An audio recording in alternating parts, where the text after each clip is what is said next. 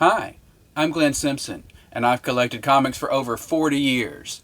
And normally, I show off my collection one box at a time.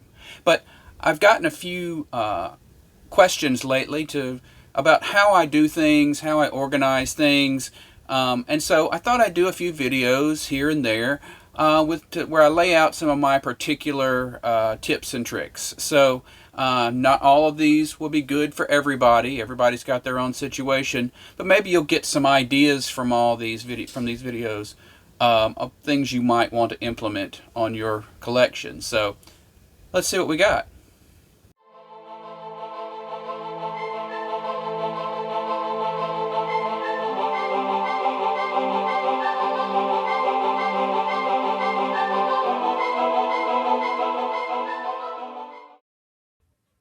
Item 1. Alphabetical order by title. So putting the books in alphabetical order by title can seem logical at first, but of course you can run into problems. The first problem is that one box gets full, so then you have to move to the next box, and then that box might be full, so you have to keep shifting books down the way, which can be a lot of work. My suggestion is to go ahead and figure out how many boxes you plan to fill over, I don't know, the next couple of years or more, depending on how much space you have. Then distribute the books evenly between those boxes and put some small boxes or plastic containers in the back to fill in the extra space. Be sure to use a backing board to make sure that no creases are created. If you have certain series that you collect, be sure to leave a little more space in those boxes. There are certain rules of alphabetization that I like to follow. Number 1, ignore E or A at the beginning and ignore any spaces or punctuation inside the title. Then you might run into a situation like CLZ where it's including the volume number extension in the alphabetizing by default. You can replace that with just a number, and that will put the series at the beginning of all the titles that contain those words, and put the different volumes in order. One thing that gets weird is when a title has numbers in it. Alphabetizing numbers isn't always intuitive. You can go with two methods here. One is just let the program that you're using put them in order it wants, and then make sure to duplicate that with the actual books.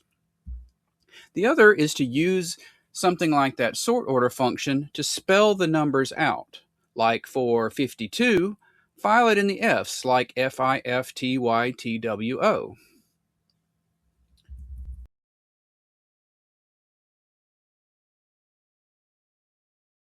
If you're using a program like CLZ, you can set the sort order field to make this work. If you're using Excel, you might have to add a column that has the title modified. On another subject, I have all long boxes, and those can get pretty heavy. So one thing I've started doing is dividing the books into 4 grocery bags per box. Then, if I want to take all of the books from a box over to my desk where I do work with them, I have these BCW plastic boxes on this cart. So I can just transfer the bundles of comics from the long box to the plastic box and wheel it away without having to lift the actual long box. I just recently had this idea, so I'm actually bagging them right after I shoot each video.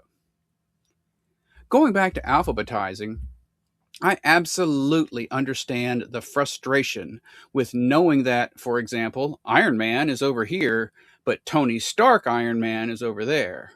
Or having the Action Comics over here, but the Superman over there.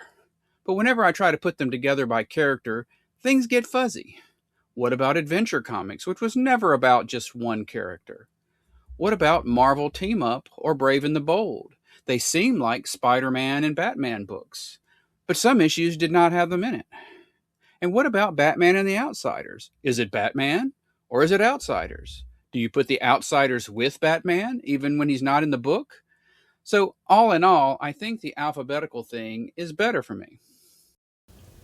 All right, so that's probably enough for today. But in the future, we'll talk about some other things. We'll talk about grading and bagging and boarding.